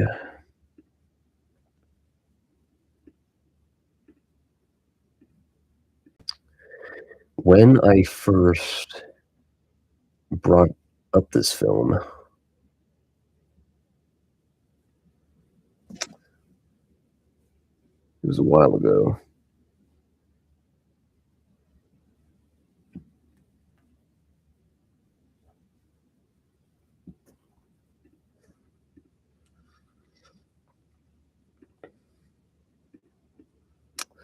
Let's see, number 2.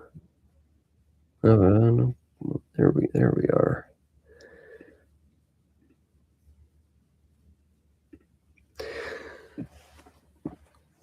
So what was...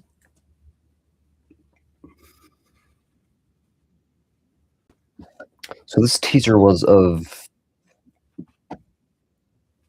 a single night that we actually shot. I actually tried to start shooting the film. So this is basically all footage from that one night, which we attempted to film some of it.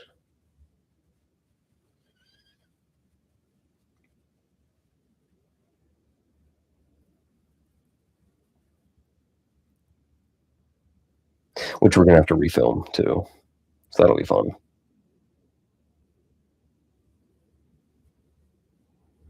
I'm definitely changing that title card. That just doesn't fit. July 29th, 2023. That was nearly 3 years ago that I've been working on this film, going through drafts of the script to get a final draft,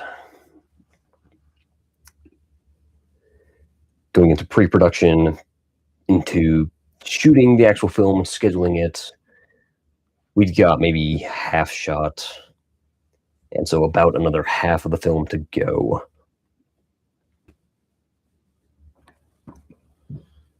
And that's just production and principal photography. That's not even getting into post-production and scoring and marketing or any of that.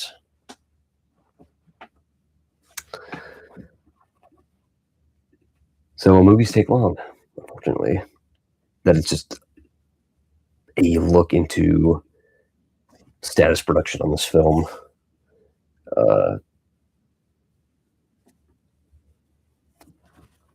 It's taken a while to get to where we are, but we are getting close. And if we can get this thing pumped out by November, that will be sweet. Of course, I don't want to cut corners doing that. There's a chance we could always be delayed again. I hope not. I have no idea how long it's going to take to actually edit this thing as well once we're done. Go through various edits, get it scored, do a final edit, set up, all that.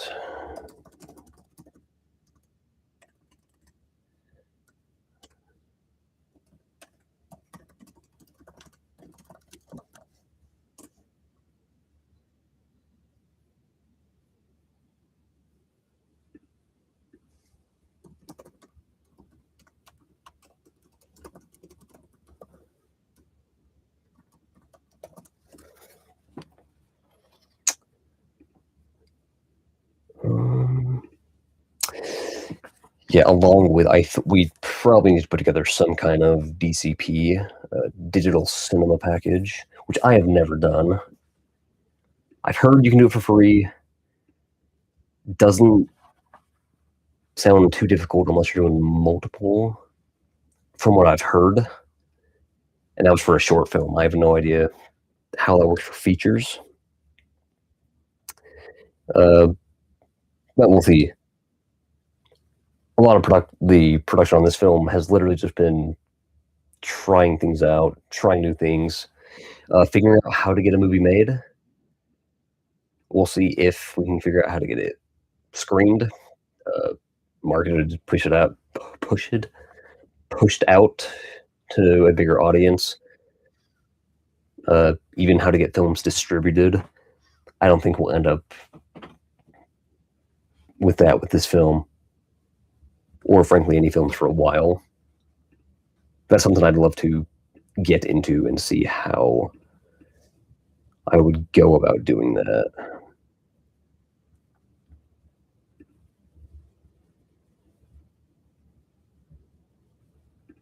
So,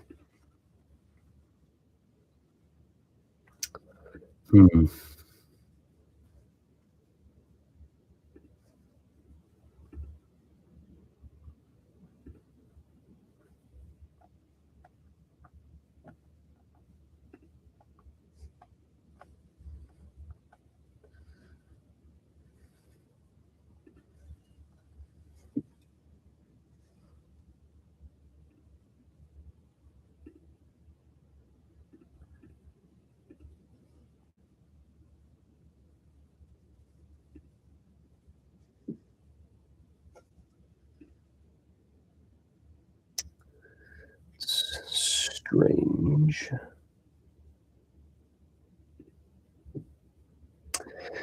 Well, it's not letting me show my Premiere timeline. Bit of a mess, but I'm attempting to cut this thing down and actually edit through each scene.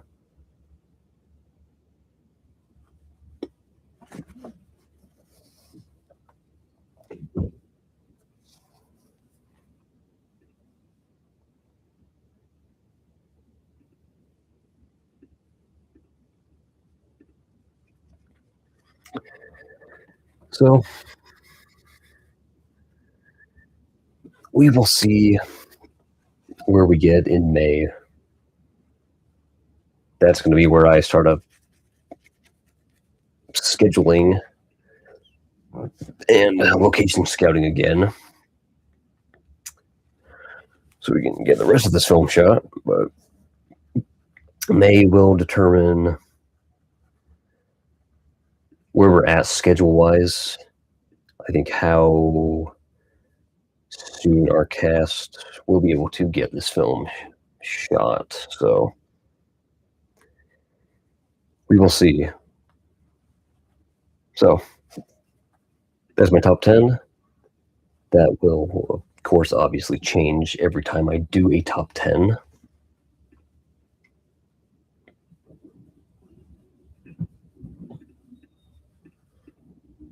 But all really good movies you should check out, and which I should also get those movies on physical media. I have a few of them. A few steelbooks, Blu-rays. I've kind of shown off, but definitely need to add those to these collection. So, test number 2, I think is good. Audio is fine. Camera angle seems to work. This focal length, I'm getting a new desk mic, and I believe an 18mm lens on the way, hopefully by the weekend. We'll see if that does anything different, gives us anything better. I actually don't mind this angle now that I've actually set it up and used it for the second time. It's actually not bad. So I may not even change it. So audio seems to be, it's hearable at least. It's going off this little DJI lav mic, but we're gonna test new mic, new lens, see how much difference that makes. So that was second live stream test. Seems to have gone fairly well for the most part. I also hooked in a wall connected battery to my Sony camera. I don't need to charge a battery or bring multiple batteries, just plug that straight into the wall. That thing has been going for 2 hours now, straight. So that's good news. That is good news. So, overall successful stream setup for the future. And so I think that will do it. I know I'm still live. The question is, where were you for the past 2 hours of me doing this? You missed my movies. You literally missed all my movies. So now you have to go back and watch it, find them.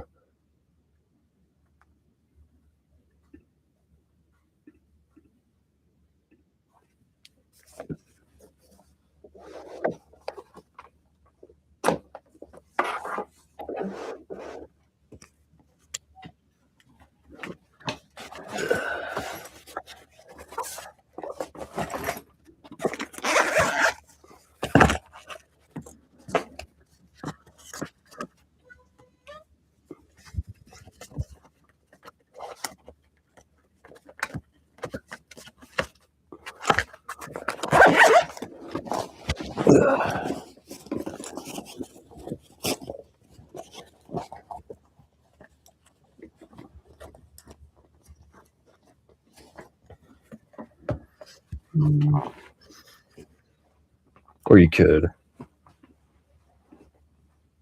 You know what you should try just for the heck of it? See if there's a super chat option. If you want to, like, send a little over, I'm always open to that.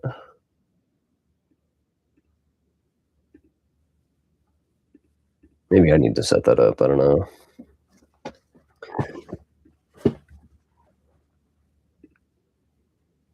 Or maybe you have to have a certain subscriber count. Actually, well, probably a certain number of live viewers, I would guess, actually. So, but you literally missed everything.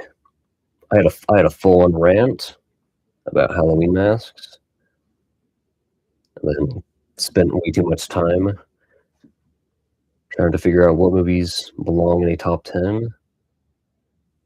Then played a movie while I was gone. So yeah, you literally missed everything.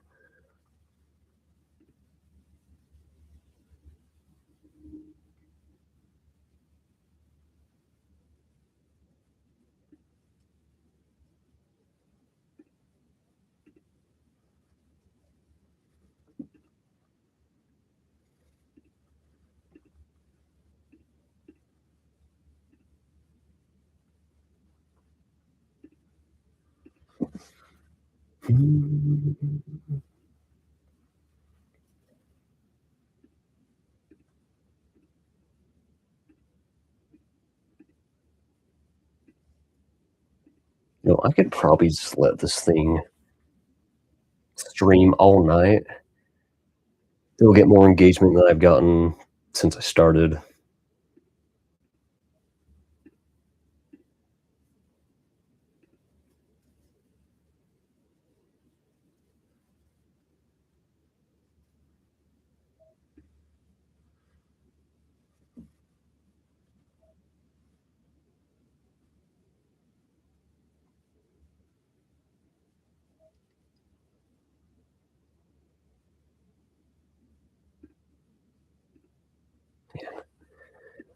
Why does my screen go black every time I switch a tab? That's gay. That is very gay. In other words, it's not right.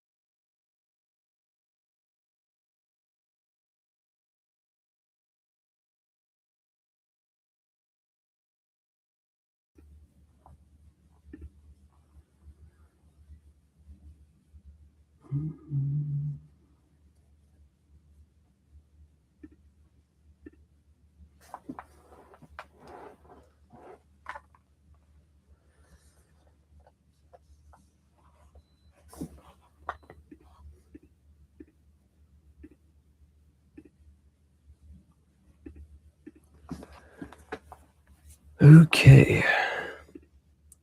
Maybe while we're at it, since we're already ranking movies, see where my list for this year sits.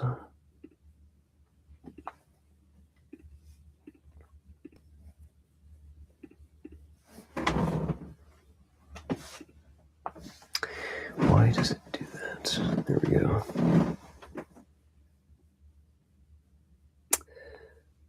Okay, I feel like I watched more than this. Okay. If we're counting re-releases, I watched like 3 other movies, but this is where we're sitting so far. Decent, okay movie. Really surprisingly good movie.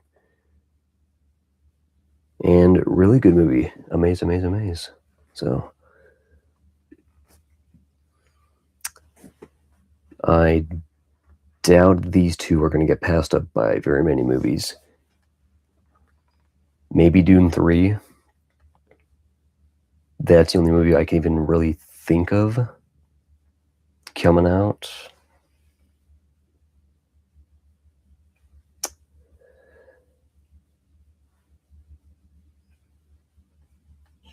Man, we literally just went over this on the last stream, but I can't remember anything else coming out this year.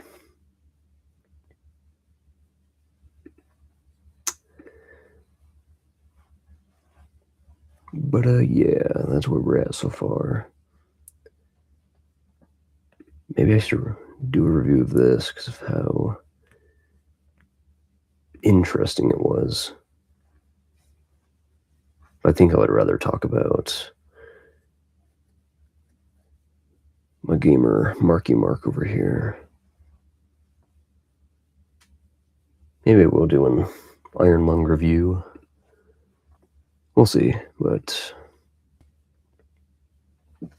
yeah, so 2 hours and 27. I guess I'm just going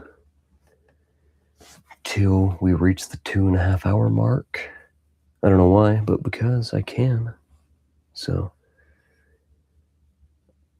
yeah. 2 hours is not a long live stream. First 5 to 10, you're setting up, getting things ready. Then you're messing around and waiting.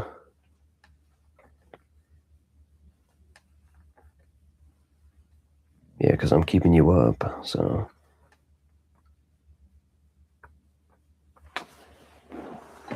You're not gonna get sleep when you're on that dang phone.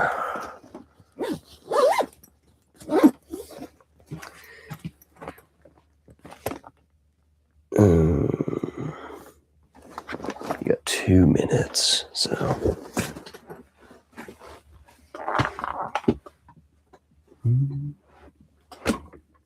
Yeah.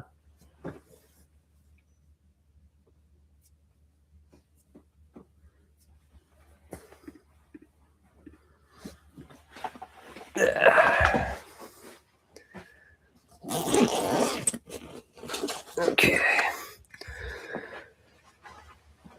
So, just because I'm bored and we have got a minute and a half left before I shut this thing down, this is what actually made me able to set something like this up.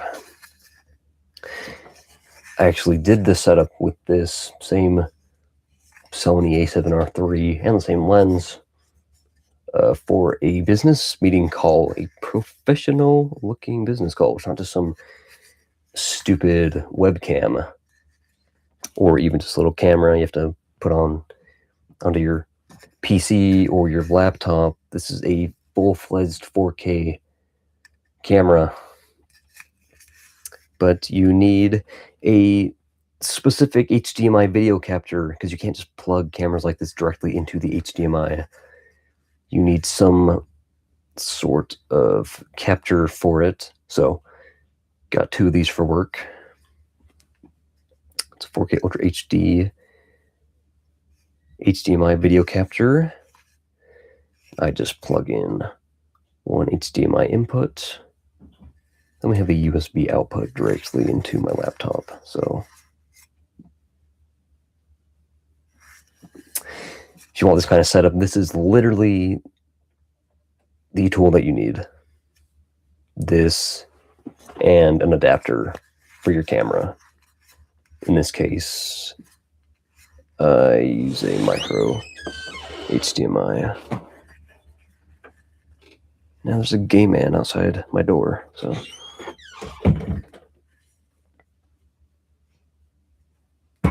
got 2 of these. They work very very nicely.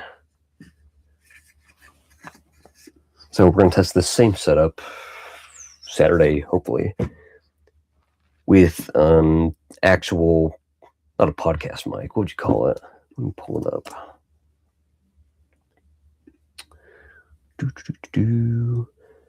Yeah, I guess. Yeah, just a wireless dynamic mic, USB-C. So may or may not be a good, strong audio connection, but we will see. It'll probably be better than just a lousy lav mic. So that, and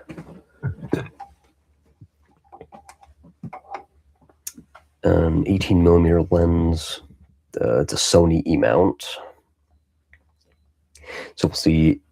That'll give a wider angle. But again, look at this. I don't know if I need a wider angle. But we'll see when that comes.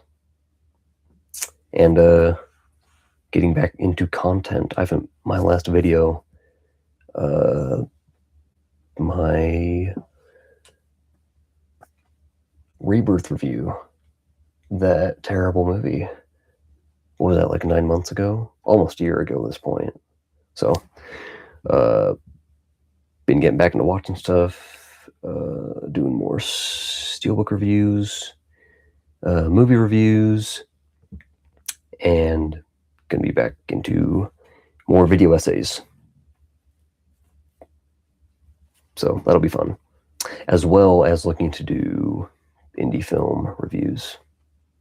There's a lot of them I want to go through that you can actually watch on YouTube. So that'll be fun. So we have reached 2 hours and 32 minutes.